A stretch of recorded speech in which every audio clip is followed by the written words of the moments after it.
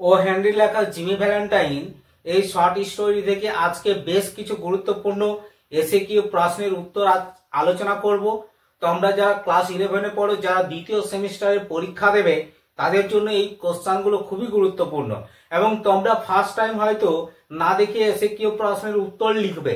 তাই তোমাদেরকে কিরকম ভাবে এসএকিউ প্রশ্নের উত্তর লিখতে হয় তোমরা কিন্তু অতি সহজে এই ভিডিওর মাধ্যমে বুঝতে পারবে। তাই তোমরা যদি এই ভিডিওতে এসে থাকো তাহলে তোমরা অবশ্যই ভিডিওটা স্কিপ না করে প্রথম থেকে শেষ পর্যন্ত মনোযোগ সহকারে দেখো এবং কিরকম ভাবে এসএকিউ প্রশ্নের উত্তর লিখতে হয় তা তুমি অতি সহজেই বুঝতে পারবে। আর তুমি যদি এসএকিউ প্রশ্নের উত্তর লেখা বুঝতে পারো তাহলে তুমি অতি সহজেই তোমার যে দ্বিতীয় সেমিস্টারের পরীক্ষা হবে সেই পরীক্ষাতে তুমি অ্যান্সারগুলো লিখতে পারবে। এবং আজকে আমি যে সমস্ত গুরুত্বপূর্ণ এসএকিউ প্রশ্নের উত্তরগুলো আলোচনা করছি এগুলো থেকেই তোমাদের পরীক্ষাতে আসবে। তোমরা এগুলো ভালো করে প্র্যাকটিস করো এবং এই প্রশ্নগুলো তোমরা যদি ভালো করে প্র্যাকটিস করো তাহলে তুমি দ্বিতীয় সেমিস্টারে অবশ্যই একটা ভালো নাম্বার করতে পারবে। তোমরা হয়তো অনেকেই ভাবছো যে 11-এর রেজাল্টটা অতটা গুরুত্বপূর্ণ নয়, কিন্তু তোমাকে একটা কথা মাথায় রাখতে হবে যে তুমি যদি 11-এ ভালো করে পারো এসএকিউ প্রশ্নের উত্তর লিখতে তাহলে তুমি ক্লাস 12-এও কিন্তু এসএকিউ প্রশ্নের উত্তর লিখতে পারবে। তাই 11টা হচ্ছে তোমাদের একটা প্র্যাকটিসের পর্যায়, তোমাদেরকে ভালো করে প্র্যাকটিস করতে হবে। তুমি যদি 11-এ ভালো করে প্র্যাকটিস করো তাহলে তুমি ক্লাস 12-এ অতি সহজে এসএকিউ প্রশ্নের উত্তরগুলো লিখতে পারবে। কেননা তুমি যেহেতু 11-এ এসএকিউ প্রশ্নের উত্তর লেখা শিখে গেছো তাহলে তুমি 12-এ অতি সহজেই খুব ইজি ভাবে এসএকিউ প্রশ্নের উত্তরগুলো নিজে থেকে করতে পারবে। তো দেখো আজকে আমি জিমি ভ্যালেন্টাইন এই যে শর্ট স্টোরিটি রয়েছে ও হেনরির লেখা, এই শর্ট স্টোরি থেকে যে গুরুত্বপূর্ণ এসএকিউ প্রশ্নের উত্তরগুলো আলোচনা করছি সেগুলো তোমরা একবার দেখে নাও। তোমাদের হয়তো অনেকেরই এই বোর্ডে লেখার অংশটি দেখতে প্রবলেম হতে পারে, তাই তোমরা উপরে দেখো স্ক্রিনের মধ্যে লেখাগুলো উঠছে, এই লেখাগুলো তোমরা ভালো করে খাতায় নোট ডাউন করে নাও এবং তুমি অতি সহজে দেখো এসএকিউ প্রশ্নের উত্তর তাহলে বুঝতে পারবে যে কিরকম ভাবে একটা এসএকিউ প্রশ্নের উত্তর লিখতে হয়। তো দেখো এখানে ফার্স্ট কোশ্চেন তোমাদের রয়েছে, what was the number of Jimmy Valentine during his stay in prison. মানে জিমি ভ্যালেন্টাইন যখন জেলের মধ্যে বন্দী অবস্থায় ছিলেন তখন তার নাম্বারটা কত ছিল। অর্থাৎ জিমি ভ্যালেন্টাইনকে যেহেতু জেলের মধ্যে বন্দী করে রাখা হয়েছিল তাহলে সে একজন কয়েদি, তাহলে তার কয়েদি নাম্বারটা কত ছিল সেটা তোমার এখানে ফার্স্ট প্রশ্নে বলা হয়েছে। এরপরে দেখো দ্বিতীয় প্রশ্নটা কি রয়েছে, who is the investigator in the story Jimmy Valentine.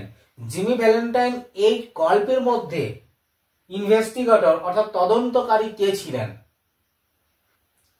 তো ফার্স্ট কোশ্চেনটা আমি তোমাদের কি বললাম যে জিমি ভ্যালেন্টাইন যখন জেলের মধ্যে বন্দী অবস্থায় ছিলেন তখন তার কয়েদি নাম্বারটা কত ছিল।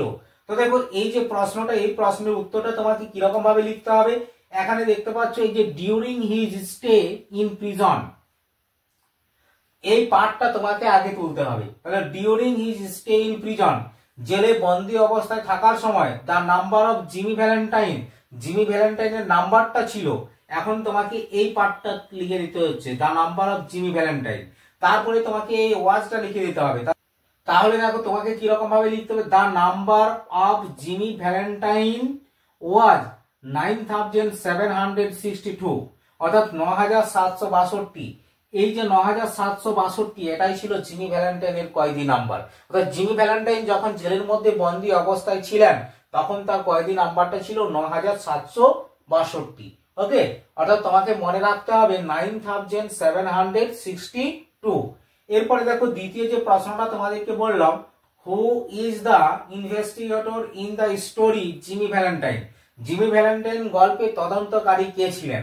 তাহলে তোমাকে যখন এই প্রশ্নের উত্তরটা লিখতে হবে তোমাকে প্রশ্নের এই পার্টটা তুলে দিতে হবে, the investigator in the story Jimmy Valentine. দেখো এই পার্টটা এখানে তোমার লেখা রয়েছে, in the short story Jimmy Valentine Ben price is the investigator. Ben price ছিল তদন্তকারী। তাহলে জিমি ভ্যালেন্টাইন ছোট গল্পে বেন প্রাইস ছিল তদন্তকারী। তাহলে এখানে তোমরা অনেকে এই হুইয়ের জায়গাতে বেন প্রাইস লিখে পুরো লাইনটা তুলে দিতে পারো, তবু কিন্তু তোমাদের উত্তর হয়ে যাবে। তাহলে এখানে কিরকম হবে না, Ben price is the investigator in the story Jimmy Valentine. Jimmy Valentine গল্পের মধ্যে বেন প্রাইস ছিলেন তদন্তকারী। এরপরে দেখো দ্বিতীয় প্রশ্নটি, what did Jimmy's suitcase contain? Jimmy's সুটকেসের মধ্যে কি ছিল? এই কন্টেন মানে হচ্ছে থাকা, অর্থাৎ জিমিস সুটকেসের মধ্যে কি ছিল।